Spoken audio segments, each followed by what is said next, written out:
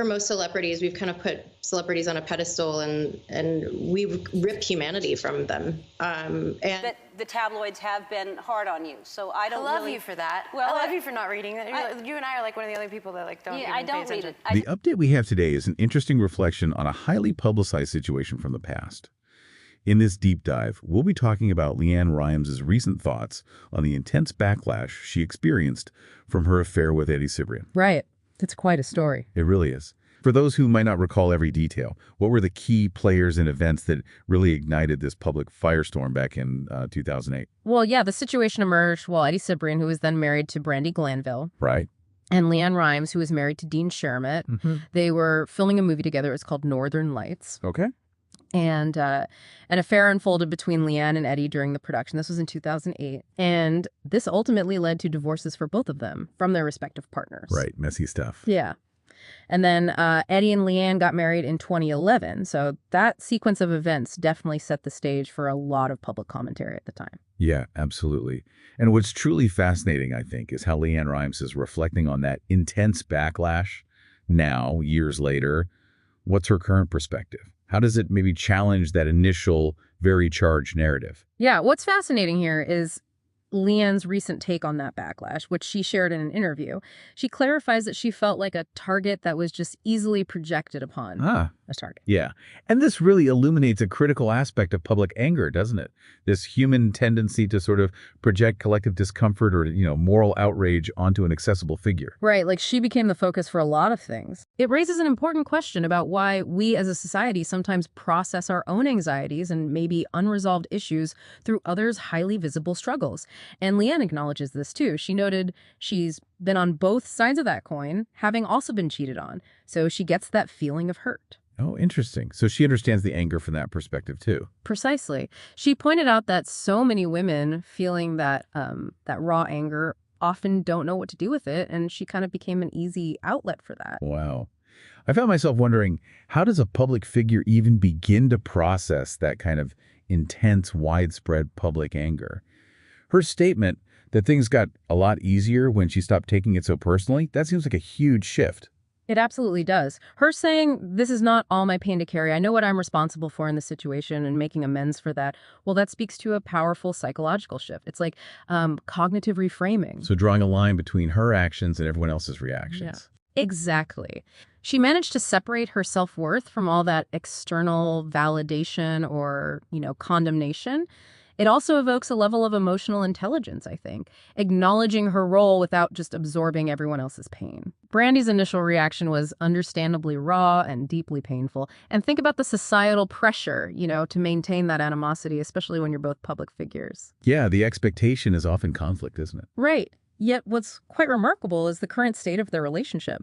Given such a turbulent past, it suggests that even in really highly publicized conflicts, there can be a private journey towards understanding, and maybe even a form of reconciliation that goes unseen, beyond the initial sensational headlines. Brandi is now apparently on good terms with Eddie and LeAnn, even spending holidays with them. That's what's reported, yes. Okay, next update we have about Scheana Shay, Bronx Affair, and the Valley Connections. Right, moving over to Vanderpump Rules territory. Scheana Shay has a new memoir coming out, My Good Side, and it apparently reveals a pretty big secret she kept hidden. The book reveals her husband, Brock Davies, had an affair while she was pregnant. Whoa, while she was pregnant. That's rough. Why did she keep it secret? She hinted it was about the timing. She found out in 2023, right during the absolute peak of Sandoval, the Tom Sandoval, Ariana Maddox, Rachel Leviss implosion. Oh, okay. So she thought revealing it then would look bad. Seems like it. She worried people would accuse her of trying to make Sandoval about her. Plus, she felt that public perception of her being self-involved held her back from talking about it on the show or her podcast. It's like self-censorship based on her image. That's complex. How have fans reacted now? Mixed bag. Some criticism like, why didn't you say something earlier, especially after you commented on Ariana not showing everything? But also sympathy, understanding why she might have feared being accused of hijacking the Sandoval moment. Makes sense. What about her other Bravo relationships? Lala Kent, Ariana. Scheana clarified she's still close with Lala, even if they don't post together as much. Says their daughters have playdates. Okay, and the Ariana birthday post thing, people noticed she didn't post. Yeah, she explained that. June 24th is also Stassi Schroeder's birthday, Jasmine Goods, and another friend's. So to avoid drama about who she posted for first, and because Ariana was away in Fiji, she just texted Ariana directly. Trying to avoid the inevitable fan analysis. Pretty much. And those rumors about Tom Schwartz and Lala secretly dating, Scheana says she's only seen that online, has no clue if it's true. So what about her future? Could she end up on the Valley? She said it's TBD, to be determined. Says her OCD doesn't allow me to look so far into the future. Needs to get through her book tour first. And speaking of the Valley, this connects to Janet Caperna, doesn't it? It does, yeah. Janet, who's on the Valley, admitted she's not just a Bravo fan, but Scheana's #1 fan. #1 fan, okay. Janet explained she met Scheana at a pool party after her own divorce. Scheana confirmed Janet approached her, though they did have a mutual friend. Janet kind of joked she loves the narrative of being a superfan and said she was always transparent about loving Bravo. She's sort of leaning into that meta story. But not everyone on the Valley bought that narrative. Exactly. Zack Wickham seems suspicious, suggested Janet had a plan. Like, she deliberately sought Scheana out at that party. And Kristen Doty. Kristen Doty weighed in, too. Said she was initially close with Janet. They bonded over being Lebanese and knowing sign language. But things changed during the Valley Season 1. Kristen felt Janet badmouthed her about her ex, Alex Minash. So it highlights how quickly those reality TV friendships and loyalties can shift. Definitely. Did anyone defend Janet? Yeah, interestingly, Brittany Cartwright and Lala Kent did. Brittany said she put Janet's name forward for the Valley. Lala added Janet wasn't thirsty to get on Vanderpump Rules before. So mixed views on her intentions. What does Scheana think? Scheana defended Janet, too. Said she doesn't really care what side of history someone's on as long as they prove to be a loyal friend to her. Next update we have about Denise Richards and Aaron Phypers' toxic divorce. Right, big news from the RHOBH alum. Yeah, the breakup with Aaron Phypers seemed to come out of nowhere for a lot of viewers, but these new reports suggest maybe not. Exactly. It often looks sudden from the outside, doesn't it? But an insider told the Daily Mail via Page 6 that their 6-year marriage was actually very toxic. Very toxic. Yikes. Yeah, and that all they were doing was fighting. The source said they had a huge blowout fight right before Aaron filed for divorce. He claimed July 4th as the separation date. Okay, so a big fight was the final straw. Yeah. How's Denise handling it all now, heading into the divorce? Well, the insider says she's 100% not looking forward to the divorce. Apparently, Aaron's made it clear he won't go quietly, so she's bracing for a battle. Oh boy, that sounds stressful. Totally. But at the same time, she's described as mentally exhausted from the fighting and also glad that's over. The source flat out said she earns and he spends. Oof. And Aaron's divorce filing seems to back that up. Claims he hasn't had income since closing his wellness business in 2024. Meanwhile, Denise is reportedly pulling in over $250,000 a month. $250,000? Yeah. From where? OnlyFans, TV work, endorsements. But their monthly expenses were apparently over $100,000. And didn't Denise once say something very different about them getting divorced? She absolutely did. A stark contrast. On her old reality show, Denise Richards and Her Wild Things, which got canceled, she declared they would never get divorced. Even said, even if we hate each other, I'm not going to fucking get divorced. Wow. Famous last words, I guess. Seems like it. And Aaron's already been seen without his wedding ring, so separation seems pretty solid. Next update we have about Gia Giudice and next-gen NYC tension. This one gets really interesting. We're looking at Gia's interview on Nick Viall's podcast. She talked about the tension, between the Bravo kids and the trust fund babies on the show. Gia explained she knew Brooks Marks and Ariana Bierman really well already, so that connection was sort of built in. Okay, that makes sense. But her friendship with Riley Burris, that developed more during filming. She said Brooks was kind of the main link between everybody, especially those Bravo kids who already knew each other. And the drama picks up later in the season. Yeah, Gia mentioned it heightens towards the end, once everyone was, more comfortable with each other and the cameras being around all the time. Okay, and what about Charlie Zakor? His behavior's been pretty controversial. Riley accused him of microaggressions, too. Right. And Gia had a pretty insightful take on that. She suggested his issues might stem from childhood trauma, her words. Oh, wow. Yeah, she thinks maybe he was never loved and nurtured in his household, and that maybe explains some of his abrasive behavior. That's a heavy observation. It is. And while Gia said she felt bad for him on some level, she was also firm. Like, he's 30 years old now. He's not changing. Does she think the Charlie we see is the real Charlie? Absolutely. She insisted the guy on the show is authentic Charlie, no filter, even with cameras rolling. And she was also called Brooks's mouthpiece on the show. How'd she feel about that label? She actually wasn't offended. She admitted she does encourage Brooks to speak up more, called him a gentle soul who hates confrontation. So she felt he needed to defend himself more. Pretty much. She also threw a little shade at Georgia McCann's parties, saying maybe Georgia should take notes from her parties. Huh. Okay. And one last thing, she apparently almost didn't even do Next Gen NYC until Ariana Bierman signed on. Oh, really? Why is that? She wanted to have, like, 2 strong friends with her on the show for comfort, you know? Next update we have about Jax Taylor's reflections on divorce and rehab. Ah, Jax, a familiar face. Right. Moving from the new kids to an OG. He's been incredibly open lately about his divorce from Brittany Cartwright and his own struggles. What's the latest there? Well, he was on the We're Out of Time podcast and shared his biggest regret.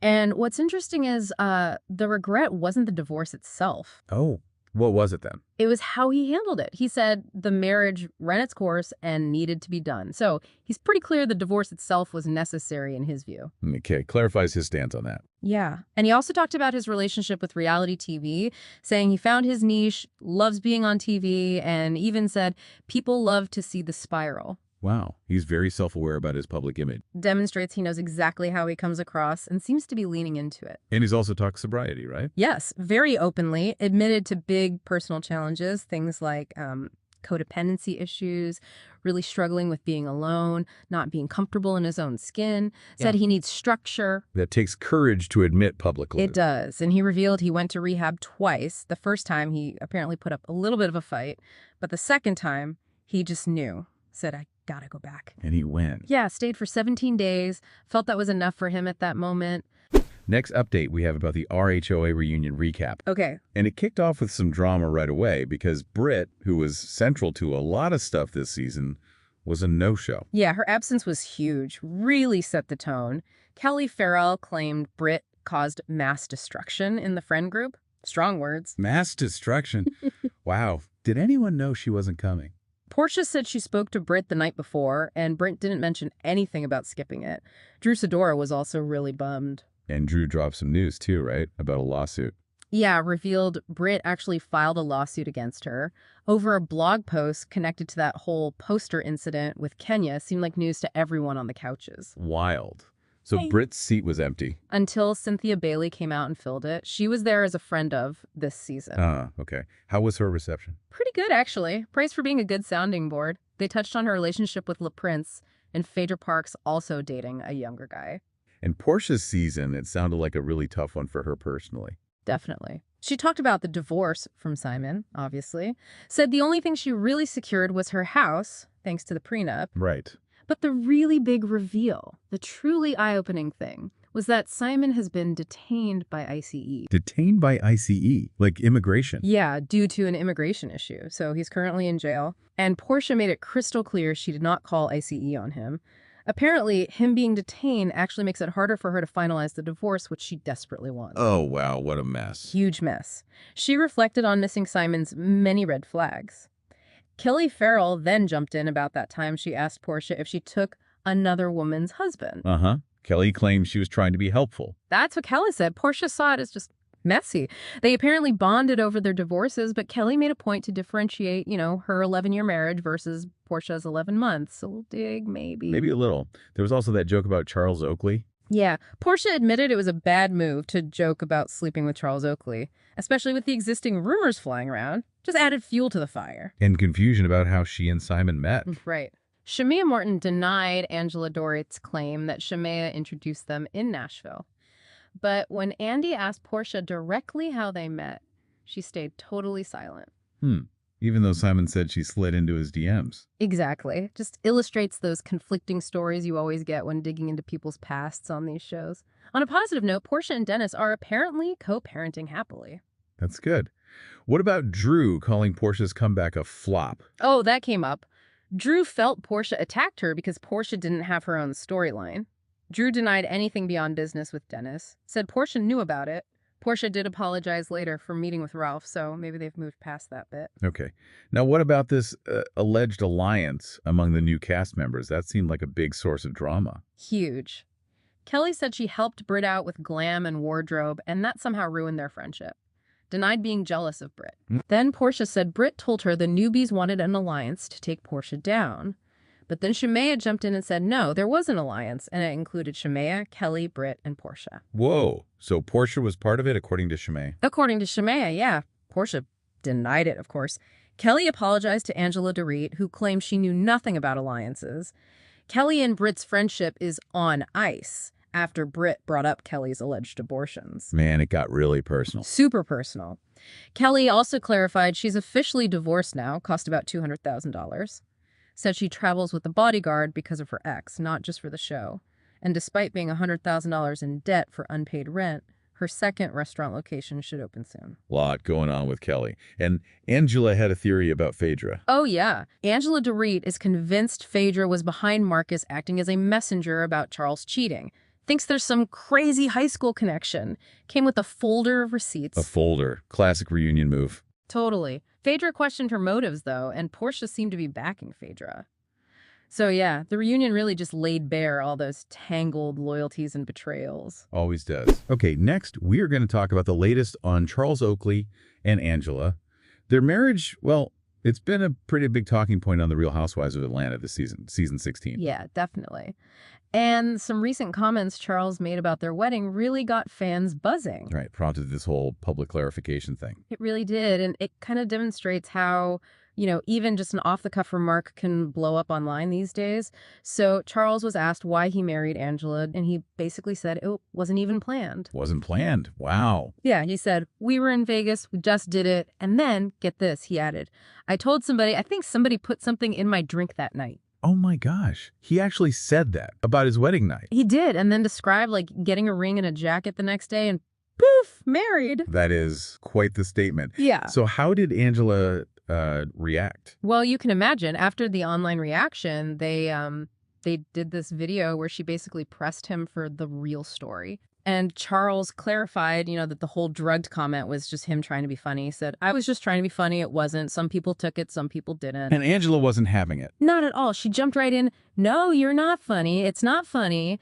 And then she clarified they did actually plan to go to Vegas to get married. Right. Setting the record straight. Exactly. And Charles, to his credit, did remember details, like the song she walked down the aisle to Luther, he said, and asking her to marry him. So not totally out of it then? That's what Angela joked. Like, a drugged person wouldn't remember that stuff. And it sounds like there's more to come. Oh, yeah. They teased this new YouTube channel. It's called Band. Supposed to launch July 29th. Band, okay. And Charles promises he's going to tell the whole truth and nothing but the truth about the wedding. So stay tuned for that Vegas story, I guess. We will.